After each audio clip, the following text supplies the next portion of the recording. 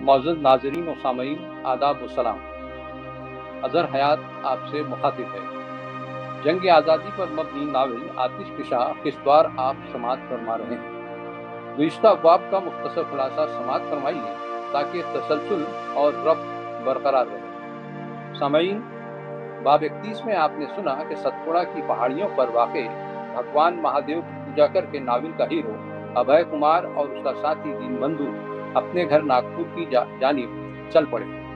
دین بندھو اکیلا ہی کسی بھی طرح ناگپور پہنچ گیا، مگر ابھے کمار پیدل ہی رواں دواں تھا۔ اس نے کسی ٹرانسپورٹ کا سہارا نہیں لیا کہ مبادا کوئی اس کو پہچان نہ لے اور پولیس کو مطلع کر دے، تب تو اسے گرفتار کر لیا جائے گا اور وہ اپنی ماں اور بیوی وجیا کی ملاقات سے محروم رہ جائے گا۔ بہرحال دین بندھو ابھے کمار کے گھر پہنچ گیا اور اس کی ماں اور بیوی کو ابھے کی خیریت کی اطلاع دی۔ دونوں نے اطمینان کا سانس لیا۔ باب 32 میں بتایا گیا کہ جب ابھے کمار تنہا مہادیو کی پہاڑیوں سے اتر رہا تھا تو اس کی ملاقات 70-80 سال کے ایک بوڑھے سے ہوئی۔ سادھو نے رات کے اندھیرے میں ابھے کمار کو اپنی کٹیا میں لے گیا، آزادی کے حوالے سے باتیں کی اور ابھے کمار کی جدوجہد اور کوششوں کو سراہتے ہوئے اس کی تعریف کی۔ سادھو نے ایک نہایت اہم بات کی طرف اشارہ کیا کہ مہاتما گاندھی اور ان کے ساتھی ملک کی سیاسی نجات کے لیے لڑ رہے تھے، لیکن ہم روحانی نجات کے لیے کام کر رہے ہیں۔ ہم اس قدیم اور عظیم ملک کی روحانی قدروں کی بحالی کے لیے جدوجہد کر رہے ہیں۔ سادھو نے مزید اشارہ کیا کہ جدوجہد میں خون کا نذرانہ دینا ہوگا، تبھی ہم اپنے مقصد میں کامیاب ہو سکتے ہیں۔ باب 33 میں ابھے کمار کی اضطرابی کیفیت کا ذکر کیا گیا ہے کہ وہ اپنی ماں اور بیوی وجیا سے ملنے کے لیے کس قدر بے چین اور مضطرب تھا۔ مسلسل سفر کی وجہ سے وہ خود کو انتہائی نڈھال اور تھکا ہوا محسوس کر رہا تھا، لیکن ماں کو دیکھنے اور بیوی سے ملنے کی خواہش نے اسے تقویت دی تھی، ورنہ بھوک پیاس اور تھکاوٹ سے اس کی ہمت ٹوٹ چکی تھی۔ باب 33 کا ہی آگے کا احوال سماعت فرمائیے۔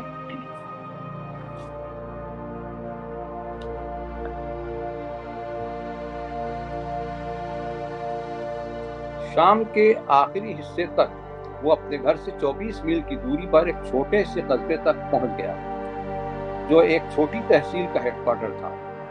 وہ اس قدر تھک چکا تھا کہ اس نے سوچا کہ اگر وہ یہاں آرام نہ کرے گا تو شاید سڑک کنارے گر کر دم توڑ دے گا، لیکن وہ ابھی مرنا نہیں چاہتا تھا۔ اسے تو اپنی ماں اور بیوی کو ایک بار دیکھنا تھا۔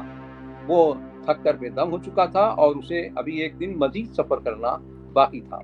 چنانچہ اس نے فیصلہ کیا کہ یہاں وہ رات بھر آرام کر لے اور ورنہ سانسیں اس کا ساتھ نہیں دے گی۔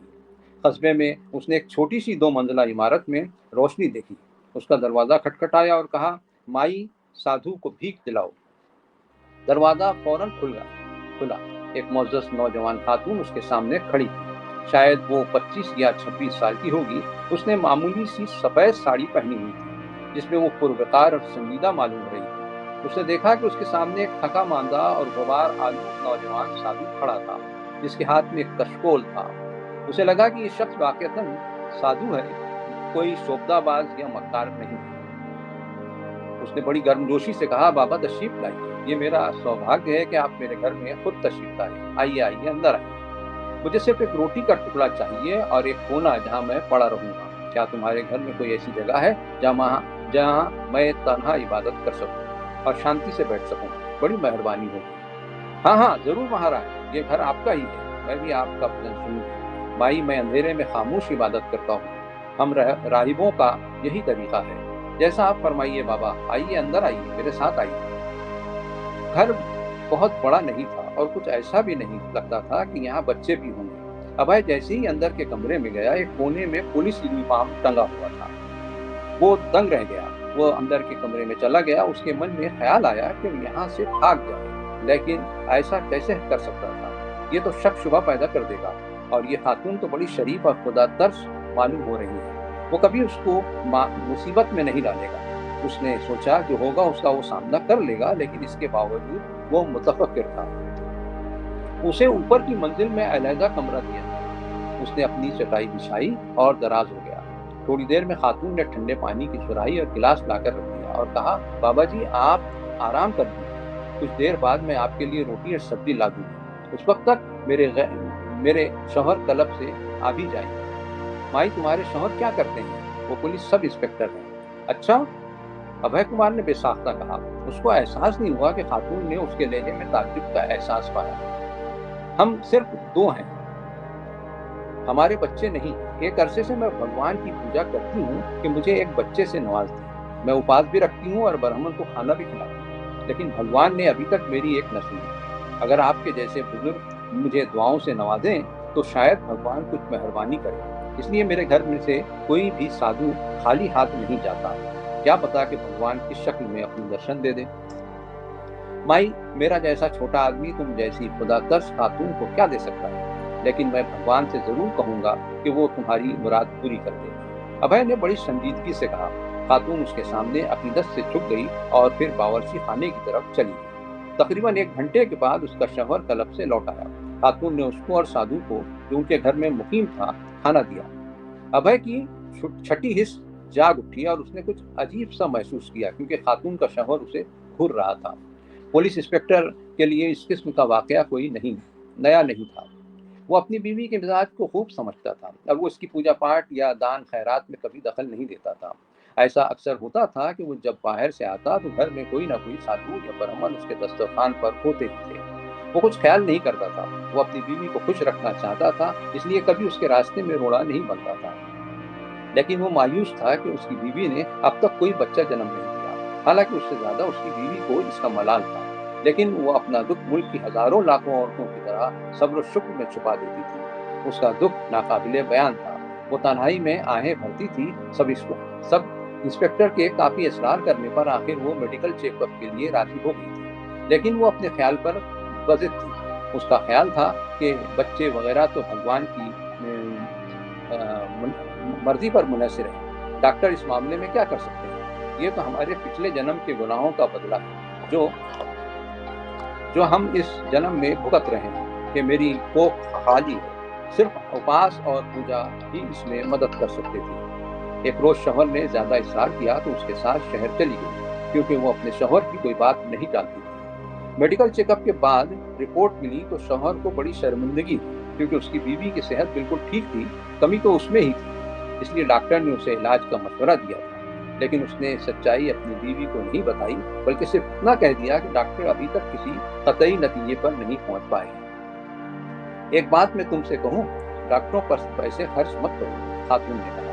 اس کے بعد انسپکٹر کی ہمت نہیں ہوئی کہ وہ اپنی بیوی سے کوئی بحث کرے۔ اس سلسلے میں اس نے اسے مذہبی چھوٹ بھی دے دی اور اس کے کردار پر پورا بھروسہ کرتا تھا کہ وہ کبھی غلط راستہ اختیار نہیں کرے، اور اگر مذہبی رسم و رواج میں اسے ذہنی سکون ملتا ہے تو اس میں کیا حرج ہے۔ پولیس انسپکٹر برہمن تھا اور اس کی بیوی مذہبی رجحان رکھتی تھی۔ گاؤں کی عورتیں اس سے واعظ و نصیحت سنتی یا پوتر جل اور مٹھائیاں لیتی، اس کی تعظیم کرتی تھی۔ اس کی اس غیر معمولی شخصیت کی وجہ سے شوہر کو بھی اس پر فخر محسوس ہوتا تھا۔ کھانا کھانے کے بعد شوہر اپنے کمرے میں چلا گیا۔ اپنی بیوی سے اس نے کہا، یہ سادھو مجھے ابھے کمار جیسا لگتا ہے۔ کون؟ بیوی نے پوچھا۔ وہ مشہور انقلابی، سرکار نے اس کے لیے 10,000 انعام کا اعلان کیا تھا۔ کیا تم نے پوسٹر میں اس کی تصویر نہیں دیکھی؟ بیوی کو خیال آیا اور اس نے پوسٹر کی تصویر میں اس سادھو میں بڑی مماثلت محسوس کی۔ اس نے سوچا، ممکن ہے انقلابی سادھو کے بھیس میں سفر کر رہا ہو۔ ممکن ہے، اس نے کہا۔ پھر کیا کیا جائے؟ اگر میں اسے گرفتار کرتا ہوں تو مجھے انعام ملے گا اور ترقی سے نوازا جاؤں گا۔ سرکل انسپکٹر تو ضرور بنا دیا جاؤں گا۔ گرفتاری ایک ایسے شخص کی جو ہمارا مہمان ہے؟ نہیں، یہ پاپ ہے، میں اس کی اجازت نہیں دوں گی، بیوی نے کہا۔ کیا تم کو معلوم ہے کیا ہوگا؟ اگر میں اسے گرفتار نہیں کرتا ہوں تو اسے عارضی طور پر پناہ دینے کے جرم میں مجھے اپنی ملازمت سے ہاتھ دھونا پڑے گا، اور ممکن ہے مجھے خود کو گرفتار کرنا پڑے۔ جیل؟ اے بھگوان، بیوی نے مایوس ہو کر کہا۔ اس نے سپنے میں بھی نہیں سوچا تھا کہ ایک انجان شخص کو پناہ دینے کی پاداش میں اس کو اتنی بڑی قیمت چکانی پڑی۔ وہ خود کو بڑے دھرم سنکٹ میں محسوس کر رہی۔ ایک طرف اس کا ذہن یہ ماننے کو تیار ہی نہیں تھا کہ کسی مہمان کو تکلیف پہنچائی جائے۔ یہ عمل اس کے دھرم اور تہذیب کے خلاف تھا۔ بچپن سے اس کے سنسکار تھے کہ اگر کسی نے بھگوان کی طرح اسے آشیرواد دیا تو اس کی قدر کرنی چاہیے۔ ایسے ہی سنسکار اور تہذیب میں اس کی پرورش ہوئی تھی۔ وہ محسوس کر رہی تھی کہ اس کے اپنے گھر میں ایک مہمان کے ساتھ دھوکا ہونے والا تھا۔ ناممکن، بھگوان اس پاپ پر کبھی اس کو معاف نہیں کرے گا، بلکہ اس کی گزشتہ زندگی کے گناہ بھی کبھی معاف نہیں کیے جائیں گے۔ اگر وہ اس گناہ کی مرتکب ہوئی تو اس کی تلافی کئی بار جنم لینے کے بعد بھی نہیں ہو سکی، پھر وہ کیوں کر کسی بچے کی آرزو کر سکتی تھی؟ نہیں، بالکل نہیں، یہ ناممکن تھا۔ دوسری طرف اس کا شوہر بھی ان حالات سے دوچار تھا، اس کو بھی وہ نظر انداز نہیں کر سکتی تھی۔ اس کے شوہر کی نوکری چلی جائے اور اسے جیل جانا پڑے، اس کی ذمہ داری تو وہ خود ہوگی نا، ذمہ دار تو وہ خود ہوگی نا۔ اس کا شوہر بھی اس کا ناخدا تھا بھگوان کے روپ میں، اس کے وقار کو ٹھیس پہنچے، اس کی پوزیشن اور اس کی خوشی خطرے میں پڑے تو اس سے بڑھ کر اس کے ساتھ دھوکا کیا ہوگا؟ واقعی یہ بڑی ناقدری ہوگی۔ وہ اس میں کیوں کر ملوث ہو سکتی ہے؟ بھگوان آپ ہی مجھے اس مصیبت سے نکال سکتے ہو۔ اس نے دل ہی دل میں دعا کی، آپ کمزوروں کے والی ہو، بے سہاروں کے مددگار ہو، میں خیر و شر کے درمیان کھڑی ہوں، میں کیا کروں؟ اس کی آنکھوں سے ٹپ ٹپ آنسو گرنے لگے۔ رات کے اندھیرے میں اس کی آنکھوں سے آنسو گرتے ہوئے شوہر نے نہیں دیکھا، لیکن اس نے محسوس کیا کہ جو کچھ اس نے کہا اس کا اثر اس کی بیوی پر ضرور ہے۔ نوکری سے برطرفی کا خیال یا جیل جانے کا اسے کوئی خوف نہیں تھا۔ وہ تو بڑے انعام پانے کی خوشی سے اور سرکل انسپکٹر کے عہدے پر پروموشن کے خیال سے پھولے نہیں سما رہا تھا۔ اس لمحے کا خیال کر کے ہی اس کی آنکھیں حیرت و خوشی سے پھٹی پڑ رہی تھی، حالانکہ وہ جانتا تھا کہ جو کچھ جال وہ بچھا رہا ہے اس کی بیوی اس کو برداشت نہیں کر پائے گی۔ وہ اس جال کو پولیسیا دماغ کہہ رہا تھا۔ ابھے کمار تو دیر سویر گرفتار کیا جائے گا ہی، کسی کو اگر اس کا کریڈٹ ملتا ہے تو کیا حرج ہے؟ پھر وہی کیوں نہیں کہتے ہیں کہ دولت کی دیوی جب کسی پر فریادی کرتی ہے اور کسی سے خوش ہوتی ہے تو وہ خود اس کے گھر چلی آتی ہے، جس طرح اس رات ابھے کمار چل کر ان کے گھر کے دروازے پر پہنچا۔ کوئی بھی یقین نہیں کرے گا کہ کلب سے جب وہ شخص واپس گھر آئے گا تو اس کے ہی گھر میں باغیوں کا سرغنہ موجود ہوگا۔ اس سارے واقعے کے پیچھے بھگوان کا ہی ہاتھ تھا۔ ابھے ان کے گھر میں آیا، یہ دراصل اس کی بیوی کی پرائشچت کا ہی نتیجہ ہے، ایسا وہ سوچ رہا تھا۔ اس کی خوش قسمتی اس شخص کو گرفتار کرائی۔ بیوی تو زندگی میں جنم جنم کی ساتھی ہوتی ہے، اگر وہ اس شبھ گھڑی کا فائدہ نہ اٹھا سکا تو قسمت اس پر ہنسے گی، اگر اس نے موقع کا فائدہ نہیں اٹھایا تو بھگوان کے فیصلے پر اسے ندامت اٹھانی پڑے گی۔ انسپکٹر دو مختلف باتوں کے درمیان بڑے تذبذب میں تھا۔ اس کی پولیس ٹریننگ نے اس کے دماغ کو قانونی داؤ پیچ سکھائے تھے، اس کی بیوی کی صحبت نے اسے مذہبی رجحان بخشا تھا۔ جہاں تک اس کے ذاتی مفاد کا معاملہ تھا تو وہ دونوں باتیں اس کو مجبور اور مضبوط کر رہی تھی۔ جب کبھی وہ ایسی کسی ذہنی خلفشار کا شکار ہوتا تھا تو وہ بیت الخلا چلا جاتا تھا، جہاں وہ گھنٹوں بیٹھتا اور خوب سوچ بچار کر کے کوئی فیصلے پر پہنچتا تھا۔ ایسے موقع پر اسے 30-35 منٹ لگتے تھے، لیکن وہ اپنے مسائل کا حل ضرور نکال لیتا تھا۔ اس کا فیصلہ صحیح ہوتا تھا یا غلط یہ الگ بات ہے۔ جیسے ہی شوہر بیت الخلا گیا، اس کی بیوی دبے پاؤں ابھے کمار کے کمرے میں گئی اور سرگوشی کے انداز میں کہا، بابا خاموشی سے میری بات سنو، اگر تم نے ذرا بھی شور کیا تو آپ مصیبت میں پڑ سکتے ہو۔ میں نہیں جانتی کہ آپ کون ہیں، اگر آپ انقلابی ابھے کمار ہو تو آپ فوراً اس گھر سے بھاگ جائیں، آپ کی زندگی خطرے میں ہے اور بہت ممکن ہے کہ آپ گرفتار کر لیے جاؤ۔ آپ میرے مہمان ہو اور مہمان بھگوان کے سامان ہوتا ہے، میں آپ کا احترام کرتی ہوں، اس لیے آپ سے کہتی ہوں کہ آپ فوراً یہاں سے چلے جائیں۔ سادھو بابا مہربانی ہوگی، مجھے اس برتاؤ پر آپ معاف کر دیں، لیکن یہ میرا فرض ہے، اگر آپ ابھے کمار نہیں ہوں تو پھر کوئی بات نہیں، جب تک چاہیں آپ یہاں رہیں، یہ گھر آپ کا ہی ہے۔ پھر وہ جیسے خاموشی سے آئی ویسی ہی لوٹ گئی۔ ابھے کمار فوراً اٹھا، اپنا کٹورا اور لاٹھی اٹھائی اور خاموشی سے گھر سے نکل گیا۔ بیت الخلا میں پولیس انسپکٹر کا دماغ اپنے مسئلے کو حل کرنے میں مصروف تھا۔ وہ کافی دیر تک سوچتا رہا، جس کی وجہ سے کافی وقت لگ گیا۔ وہ آسمان میں ہوائی قلعے تعمیر کرتا رہا کہ کس طرح ابھے کو گرفتار کر کے انعام و اکرام کا حقدار بن جائے۔ قلعہ کتنا بڑا ہوگا اور اسے تعمیر کرنے میں کتنا وقت صرف ہوگا۔ باب 34۔ جب سب انسپکٹر کو علم ہوا کہ مجرم فرار ہو گیا ہے تو وہ خوب چلایا، اس کا گویا دماغ خراب ہو گیا۔ بھگوان کا شکر کہ اس نے اس فرار میں اپنی بیوی کا ہاتھ محسوس نہیں کیا۔ انقلابی بہت شاطر اور خطرناک ہوتے ہیں، ممکن ہے جب میں آیا تھا تو وہ اسی وقت سمجھ گیا ہوگا کہ میں پولیس والا ہوں۔ جیسے ہی میں بیڈ روم میں سونے کے لیے گیا اس نے مجھے چکمہ دے دیا۔ وہ کہاں گیا ہوگا؟ اگر وہ شہر کی طرف گیا ہوگا تو پولیس کے چنگل سے بچ نہیں سکتا۔ سادھو کے بھیس میں آیا تھا، مکار کہیں کا۔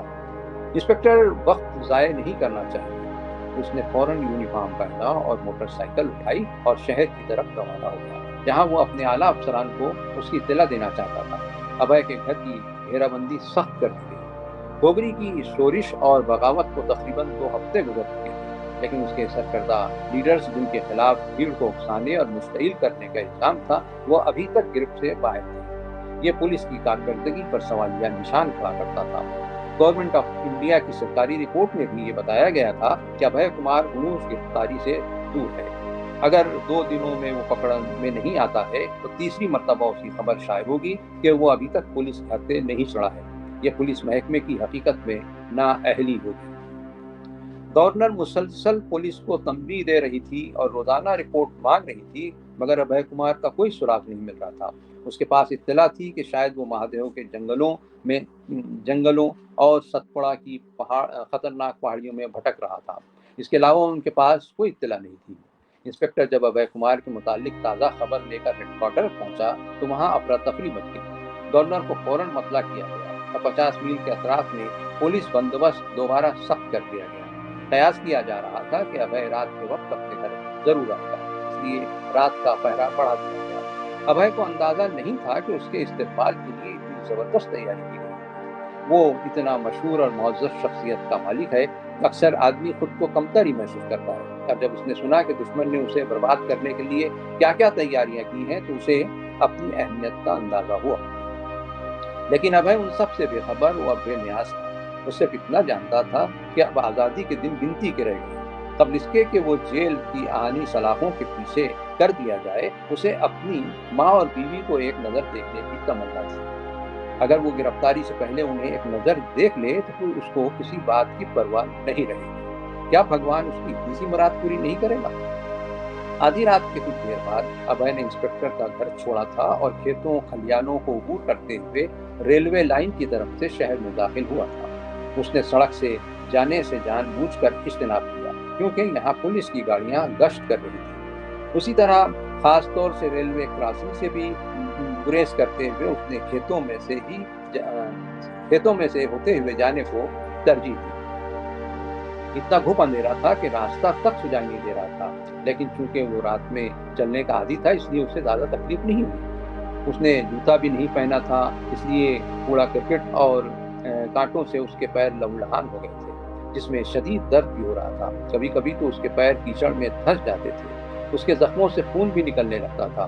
وہ اگر کبھی ٹھوکر کھا کر گر پڑتا تو اس کے ہاتھ کی لاٹھی بھی اس سے چھوٹ جاتی تھی۔ زعفرانی رنگ کا اس کا درویشی جبہ بھی جھاڑیوں میں اٹک کر پھٹ گیا تھا، لیکن یہ تمام باتیں اس کے لیے بے معنی تھی۔ اگر وہ نہیں ہوتا تو کسی نہ کسی کے ساتھ یہ سب تو ہونا ہی تھا۔ اسے کچھ سجھائی نہیں دے رہا تھا۔ اس کی ماں اور بیوی کے روتے بلکتے چہرے ہی اس کے پیش نظر تھے۔ ان دونوں عورتوں نے اسے کتنی شفقت اور محبتوں سے نوازا تھا، اس کی خاطر وہ کتنی تکالیف برداشت کر رہے تھے۔ ان کی صرف یہی بدقسمتی تھی کہ وہ غلام ملک میں پیدا ہوئے تھے اور ان کی قسمت ایک ایسے شخص کے ساتھ جڑ گئی تھی جو غلامی سے نجات حاصل کرنے کے لیے لڑ رہا تھا اور سب کچھ قربان کر بیٹھا تھا۔ یہ دونوں عورتیں تنہا نہیں تھیں، بلکہ اس طرح کی کئی عورتیں بھی تھیں جو اس بدبخت ملک میں سانس لے رہی تھیں۔ گزشتہ 100 سالوں میں اس ملک میں کتنے شہید پیدا ہوئے، ان کے نام سے آسمان جگمگا رہا تھا۔ منگل پانڈے، جھانسی کی رانی لکشمی بائی، تاتیا ٹوپے، چاپے کر، خودی رام بوس، چندر شیکھر آزاد، رام پرساد بسمل، اشفاق اللہ خان، جتن داس بھگت سنگھ اور سکھ دیو راج گرو وغیرہ اس طرح کے نامور شہیدوں کی ایک طویل فہرست تھی، جنہوں نے اپنے وطن عزیز کے لیے جانیں قربان کر دی۔ ان کے راستے ہو سکتا ہے کہ علیحدہ ہوں، مگر سب کا مقصد ایک ہی تھا۔ ان کے سروں پر ایک ہی سودا تھا، ایک ہی جنون تھا کہ بس ان کا ملک آزاد ہو جائے۔ کیا ان کی عورتوں نے صدمے سے آنکھیں تر کی؟ اور ورنہ ان کے آنسوؤں سے ہندوستان کی ندیوں میں سیلاب آ جاتا۔ انہوں نے ضبط و صبر کا دامن کبھی نہیں چھوڑا۔ وہ بڑے متبرک اور مقدس تھے۔ صبح و شام ان کو دعاؤں میں ضرور یاد کیا جائے، کیونکہ ان کے مردوں نے آزادی کی دیوی کی پوجا کی تھی اور اپنے گرم خون سے دیوی کے پیر دھوئے تھے۔ کیا ماں اور وجیا کا شمار ان بڑے لوگوں میں ہو سکے گا؟ ابھے اپنی خوش بختی پر کیوں نہ ناز کرے، اس کے باوجود اس کی آنکھیں آنسوؤں سے تر تھیں۔ باب 35۔ جیسے ہی پولیس انسپکٹر اپنی موٹر سائیکل سے روانہ ہوا، اس کی بیوی نے منہ ہاتھ دھویا اور بھگوان کے آگے دو گانوں بیٹھ گئی۔ اور زمین پر اپنا ماتھا ٹیک کر دعا کرنے لگی۔ ماں، تم نے مجھے آج بڑی رسوائی سے بچا لیا، اس نے کہا۔ میرے مہمان کے قتل میں میرا کوئی ہاتھ نہیں ہو سکتا، میرے لیے اس کے سوا کوئی چارہ نہیں تھا۔ ماں، آج آپ کے سامنے یہ کیسا کھیل کھیلا جا رہا ہے کہ پولیس ایک معصوم شخص کے پیچھے پڑی ہے جو صاف دل انسان ہے، یہ کوئی جانور نہیں کہ بس موت کے علاوہ اس کی حفاظت ممکن نہیں۔ اس کا قصور کیا ہے؟ پولیس اسے ایسے تلاش کر رہی ہے گویا وہ کوئی مغرور مجرم ہو، اور وہ بھی اس کے اپنے ملک میں۔ وہ باغی سرکش نہ ہوا بلکہ شکاری کتا ہوا، جسے گھر گھر تلاش کیا جا رہا ہے۔ کیا ملک سے محبت کرنا جرم ہے؟ کیا اپنے ہی گھر میں عزت و وقار کے ساتھ رہنا گناہ ہے؟ کیا کپڑے اور کھانے کی تمنا فضول ہے؟ اس کے علاوہ مہاتما گاندھی اور کیا مانگ رہے ہیں؟ ملک کے تمام شہریوں کا یہی تو مطالبہ ہے، پھر ایک شریف اور نیک شخص کو گورنمنٹ اتنا تنگ کیوں کر رہی ہے؟ اس کے علاوہ دوسرے لوگ کیوں آرام اور سکون سے دن گزار رہے ہیں؟ یہ کیا تماشا ہے؟ اے دیوی ماتا، یہ کیسی ستم گری ہے؟ پولیس انسپکٹر کی بیوی نے اپنے گلے کی مالا نکالی اور وظیفہ کرنے اور ابھے کمار کی حفاظت و سلامتی کے لیے دعا مانگنے لگی۔ اس وقت صبح کے 2:30 بج رہے تھے۔ باب 36۔ اس وقت دوپہر کے 2 بج رہے تھے۔ فضا خاموش تھی، مرد کام پر گئے تھے اور جو کام نہیں کر سکتے تھے گھروں پر آرام کر رہے تھے۔ ماں اور وجے بھی دوپہر کے کھانے کے بعد آرام ہی کر رہے تھے۔ ماں آنکھیں موندے خاموش پڑی تھی، لیکن اسے نیند نہیں آ رہی تھی۔ باہر سے کچھ آواز آئی، ماں سادھو کو خیرات دیتی جاؤ۔ ماں چونک گئی، آواز کچھ جانی پہچانی معلوم رہی، شاید یہ اس کا محض گمان ہو۔ وہ دروازے کی طرف لپکی، ایک جوان داڑھی والا سادھو اس کے سامنے کھڑا تھا۔ اس کے ہاتھ میں کشکول تھا، اس کے کپڑے پھٹے ہوئے اور میلے تھے، آنکھوں سے آنسو جاری تھے۔ کیا تم ابھے ہو؟ ماں نے بڑی مایوسی سے پوچھا۔ ہاں ماں، اس نے آہستہ سے کہا، لیکن یہاں بات مت کرنا، سادہ کپڑوں میں پولیس نگرانی کر رہی ہے۔ جیسے ہی ابھے کمار نے گھر میں قدم رکھا، ماں نے دروازہ بند کر دیا اور اپنے بیٹے کو اپنی آغوش میں کر لیا۔ دونوں ایک ساتھ رو پڑے، آنسو تھمنے کا نام نہیں لے رہے تھے۔ وجے خوشی سے اچھل پڑی، ابھے نے اسے بھی بڑھ کر گلے لگا لیا۔ تینوں نے ایک دوسرے کو گلے لگا لیا اور خوشی و مسرت سے کیف و سرور کی مستی میں جھومنے لگے۔ وہ اپنے دلوں میں ایک لطیف خوشی، بے مثال استراحت اور طمانینت اور قوت و سکون محسوس کر رہے تھے۔ اچانک باہر سے سیٹی کی آوازیں آنے لگیں۔ پولیس! ماں نے بے ساختہ کہا۔ ابھے ہم کیا کریں؟ مجھے کوئی پرواہ نہیں ہے ماں، میری خواہش تھی کہ میں گرفتاری سے قبل تمہیں ایک نظر دیکھ لوں، تو وہ پوری ہو گئی، اب چاہے جو ہو جائے۔ اگر پولیس مجھ تک نہیں پہنچ سکتی ہے تو بھی میں چاہوں گا کہ ہتھیار ڈال دوں۔ لیکن کیوں؟ میرا فرض ادا ہو گیا، بالفرض میں فرار ہونا چاہوں بھی تو نہیں بھاگوں گا۔ میں کیوں ایسا کروں؟ میں نے کچھ ایسا کیا ہی نہیں کہ مجھے شرمندگی اٹھانی پڑے۔ ایک سچا ستیہ گرہی آخر تک سچائی کے راستے پر چلتا ہے۔ میں نے جو کچھ کیا ہے اس پر کسی کے رحم کی مجھے حاجت نہیں ہے، لیکن میں نے جو نہیں کیا اس کا علل اعلان انکار کرتا ہوں۔ اس کے بعد جو بھی حالات ہوں گے میں بھگتنے کے لیے تیار ہوں۔ اس کی ہمت اور خود اعتمادی قابل تقلید تھی۔ دونوں عورتوں نے بڑی طاقت محسوس کی، ان کی ساری فکریں جیسے دور ہو گئی۔ انہیں بسوں کی آوازیں آنے لگیں۔ 5-6 کانسٹیبل یونیفارم میں جو بندوق اور ہتھیاروں سے لیس تھے گھر کے باہر جمع ہو گئے۔ انہوں نے گھر کو چاروں طرف سے گھیر لیا اور گھر کے صدر دروازے کو زور زور سے پیٹنے لگے۔ ابھے دروازے تک چل کر گیا اور اسے کھول دیا۔ ڈپٹی پولیس اس کے سامنے کھڑا تھا، اس کے ہاتھ میں بندوق تھی۔ جیسے ہی اس نے ابھے کو دیکھا وہ ابھے پر لپک گیا اور اسے جکڑ لیا۔ ابھے نے کہا، تمہیں کیا چاہیے؟ کیا تمہارا نام ابھے کمار ہے؟ آفیسر نے گرجدار آواز میں کہا۔ جی ہاں۔ تمہیں گرفتار کیا جاتا ہے، تمہیں ہمارے ساتھ فوراً چلنا ہوگا۔ اگر تم نہ آئے ہوتے تو میں خود تمہارے حوالے کر دیا، خود کو آپ کے حوالے کر دیا ہوتا۔ کیا تم سمجھتے ہو کہ ہم اس پر یقین کر لیں گے؟ کیا مجرم کبھی خود کو قانون کے حوالے کرتے ہیں؟ ڈپٹی سپرنٹینڈنٹ نے حقارت بھرے لہجے میں کہا۔ پھر تم نے اپنے آپ کو پہلے ہی کیوں نہیں ہمارے حوالے کر دیا؟ ماں نے وجے کو انگلی کا اشارہ کیا۔ وہ فوراً پوجا گھر سے پوجا کی تھالی لائی۔ پھر ماں نے آفیسر سے کہا، 1 منٹ ٹھہریے، مجھے اس کے ماتھے پر ٹیکا لگانے دیجیے۔ ماں نے کچھ دہی ابھے کے دانے ہاتھ پر رکھا اور سرخ ٹیکا ماتھے پر لگایا۔ پھر اس نے گھی کا چراغ جلایا اور اپنے بیٹی کی آرتی اتاری اور سکون کا چاول اس کے سر پر پھینکا۔ ابھے نے جھک کر ماں کی قدم بوسی کی۔ ماں کا دل بھر آیا اور بے ساختہ اس کی آنکھوں سے آنسو جاری ہو گئے۔ پھر اس نے مٹھی بھر چاول اٹھا کر ابھے کے پیچھے کھڑے پولیس والوں کے سروں پر پھینکے آپ لوگ بھی ہمارے ہم وطن ہو، بھگوان آپ کا بھی بھلا کرے، ماں نے کہا۔ اچانک ایسی محبت پا کر پولیس والوں کے دل بھی پسند گئے۔ انہوں نے نرم لہجے میں ابے سے کہا، اچھا اب ہمیں چلنا چاہیے، کافی دیر ہو گئی ہے۔ ابے نے روانہ ہونے سے پہلے وجے کی طرف ایک اچٹتی نظر سے دیکھا، جو ایک کونے میں بے حس و حرکت خاموش کھڑی تھی۔ وہ سراپا مغموم اور رنجیدہ نظر آ رہی تھی۔ اس کا سارا وجود لگتا تھا کہ اس کی آنکھوں میں سمٹ آیا ہو۔ وہ ٹکٹکی باندھے اپنے شوہر کو دیکھ رہی تھی اور چاہتی تھی کہ مجھے من بھر کے دیکھ لینے دو، کیونکہ شاید اس کے بعد میں اپنے ناخدا اور تاجدار کو کبھی نہ دیکھ پاؤں۔ ابے جانتا تھا کہ وہ اپنی بیوی کی حسرت و یاس کی تصویر کبھی بھلا نہیں پائے گا۔ جب وہ پولیس کی کالی گاڑی میں بیٹھا تو اس نے عجیب سناٹا سا محسوس کیا۔ اس کی اندرونی بے چینی جیسے ختم ہو گئی تھی۔ اس نے ایک یک گنا خوشی محسوس کی۔ دراصل اس کی دیرینہ آرزو پوری ہو چکی تھی کہ وہ اپنے عزیز ترین لوگوں سے ملاقات کر چکا تھا۔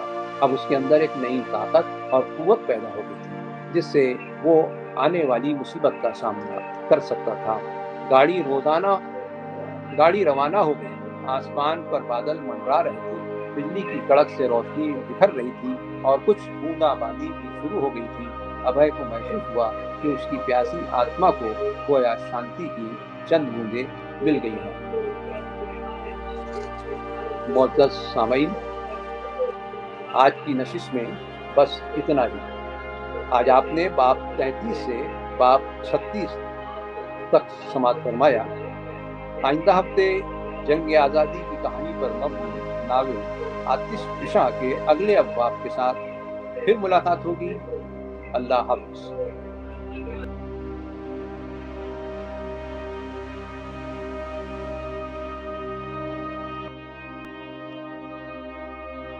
اصطلاحی معنوں میں ناول وہ قصہ یا کہانی ہے جس کا موضوع انسانی زندگی ہو، یعنی انسانی زندگی کے حالات و واقعات اور معاملات کا انتہائی گہرے اور مکمل مشاہدے کے بعد ایک خاص انداز میں ترتیب کے ساتھ کہانی کی شکل میں پیش کرنے کا نام ناول ہے۔ اسی طرح کسی انگریزی زبان کے ناول کو اردو کے پیرائے میں ڈھالنا میرے نزدیک ناول لکھنے سے بھی دشوار اور مشکل کام ہے، کیونکہ اس کام میں اصل ناول کی روح، اس کے پس منظر اور اس کے کرداروں سے رونما ہونے والے جذبات کے ساتھ انصاف کرنا اہم اور اولین فریضہ ہوتا ہے۔ ڈاکٹر اظہر حیات صاحب کا ناول آتش فشاں اس فریضے کی نظیر اور حب الوطنی کے پاکیزہ جذبات کا شاہد ہے۔ ڈاکٹر اظہر حیات صاحب کے ساتھ حادثہ پیش آنا، دوبارہ گھر میں حادثے کی وجہ سے گھر میں ہی قید ہونا، کیا یہ صرف اتفاق ہے؟ اور اس کام کا بھارت چھوڑو تحریک کے بالکل 75ویں سال پر مکمل ہونا بھی صرف اتفاق نہیں۔ آپ کے اندر کہیں نہ کہیں ایک ابے جو 1974 سے باہر آنے کی کوشش کر رہا تھا، آج ابے ان کے اندر سے کسی آتش فشاں سے نکلنے والے لاوے کی طرح باہر پھوٹ پڑا۔ اظہر حیات صاحب کے کئی روپ ہیں اور ہر روپ میں پسند کیے گئے۔ بحیثیت معلم شاگردوں کے ساتھ ان کا رویہ دوستانہ رہا۔ پرانے زمانے کے استادوں کی طرح وہ صرف استاد ہی نہیں رہے، مرشدوں والی صلاحیت بھی رکھتے ہیں۔ یہ ناول بس ان کے اسی صلاحیت کا آئینہ ہے، اور اس آئینے کے سامنے جب میں اپنے آپ کو دیکھتا ہوں تو اظہر حیات صاحب کے مرید کی شکل میں خود کو پاتا ہوں۔